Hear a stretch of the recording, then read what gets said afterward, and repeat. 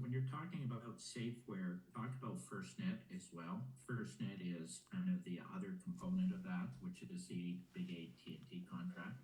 So Okay. they're both our big channel partners. They go together, and it's kind of a couple of paired really exciting things from our point of view.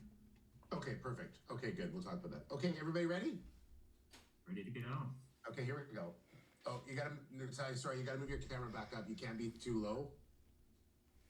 Because we put I'm really straining my back like this. Hold on, I'm not gonna be able to sit like this.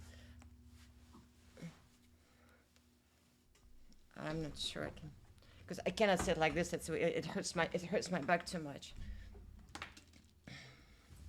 Greg, is that okay, or do you want to? It'll work? Okay. All right, it'll work. Okay, we'll make it work. Okay, here we go. Stand by. Recording in progress.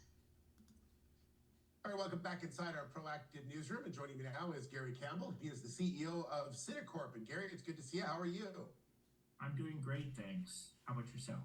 I'm doing well. Thank you very much. And also joining our conversation is your Chief Operating Officer, Natalia Sokolova. And Natalia, it's nice to see you as well. Great to see you as well. I know you had a really big announcement out for the company. We'll talk about that in just a second. But Gary, maybe you thought it'd be a good opportunity for you to tell us a little bit more about the company in general. Sure.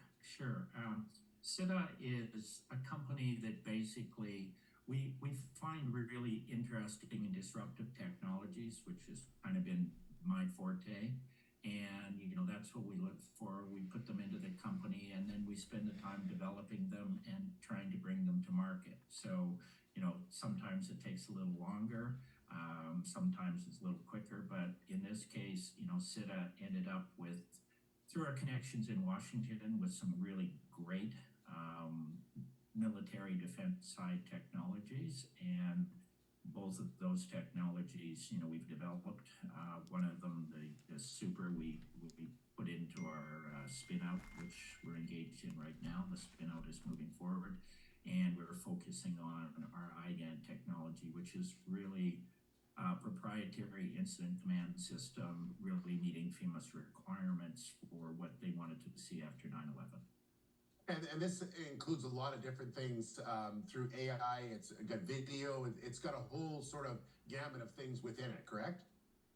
Yes, and as I say, an incident command system is something that FEMA envisioned because of the problems all of the first responders had on 9/11. The radios didn't talk to each other. There was no way for different groups to communicate. So the idea of a comprehensive communication structure has always been the holy grail. And our developer and chief visionary, basically, he was a first responder as a fireman. He was also Coast Guard. So he participated in all of these things. So his vision was always to create this technology, and he guided our technical development team. And literally for the last year and a half, we had been switching over the hardware-software-based IGAN system to what we have now, which is completely software-based. So we're just getting ready to introduce us into the market. And you've announced a couple of partnerships recently with Safeware and FirstNet. That really is what you're talking about, the launch of everything, correct? That really is, because we've been doing one-offs with various police departments, sheriff's offices. We have a number of installs, but the first responder community in the U.S. is really coordinated through two different organizations. FirstNet, which is AT&T, which is a proprietary cellular network that first responders can use, so that if the regular cellular network is clogged or down, that network works. So AT&T has created, I think they're in at about 140 or 150 billion into their FirstNet operation. And we've been invited to show them what our system looked like. And when we showed them, they thought we were a foundational technology for them. So we're in final software review to make sure there's no malicious code. And so that will allow them to offer it to every first responder in the country. Safeware has a little bit of a different business model. The government and municipal side of the house there.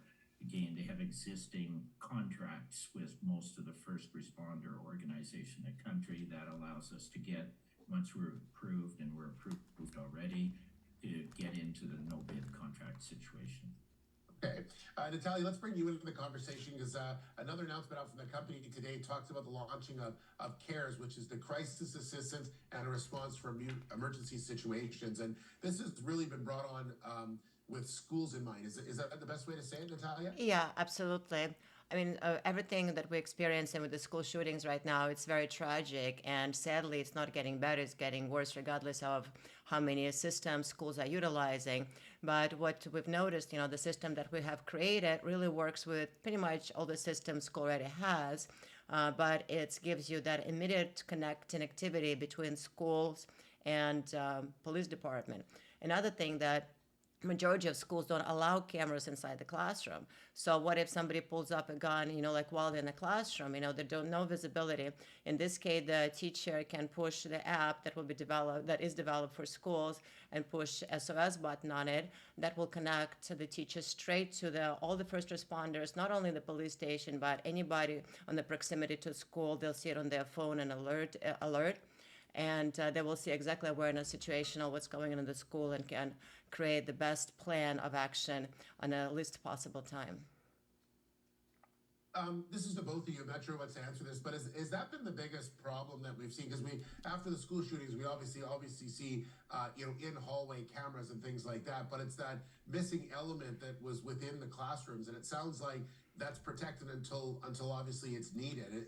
Was by design to do it that way?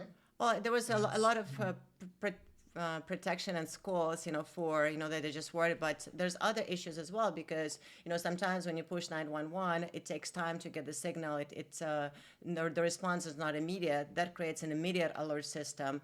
And some of the states are implementing the requirement for the silent button alert. And this system also fulfills that requirement that a lot of governors are, including Texas, implementing. Yeah, Gary, you want to make a comment on that? Yeah, the school cameras generally are in closed loop situations, so the first responders often can't get access to them. And what this system does is it creates, with every camera that's on our system in the school, whether it's a laptop, a tablet, or a smartphone, they have instant access to what that camera's seeing. So like you say, in all the classrooms where generally privacy rules do not allow, cameras to exist, this changes the dynamic and opens up the possibilities. So Gary, give me some thoughts on what's on tap for the rest of this year. Is it really trying to get this out to as many people as you can now? Is that going to be your focus moving forward? Yes, all of the pieces we've been building are additive. So it's one thing to have the IGAN in the various departments, but one of the things our clients have asked us for, they're saying we have X number of schools in our area to monitor. And I mean, one sheriff can have 200 schools.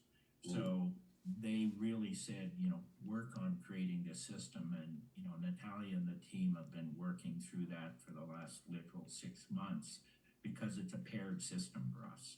So if a first responder has schools in their district, then they're going to need to have the care system, and the schools are going to need to have their first responders with the IGAN as well. So we see it as a natural marriage in that respect, and literally just getting ready to start the marketing of it. Yeah, so important.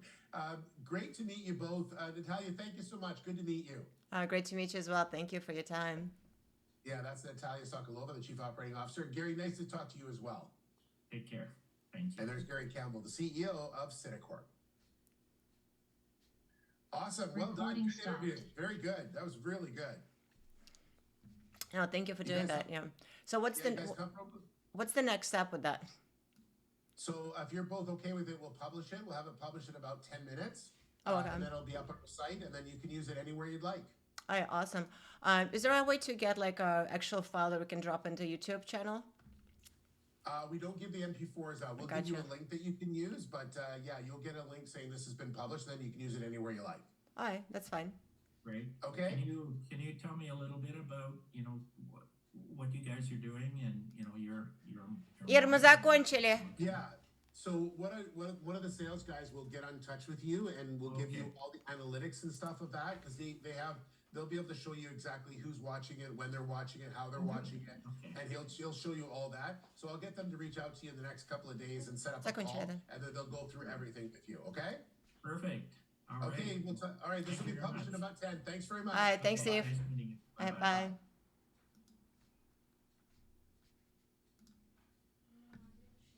Я говорю, это быстренько.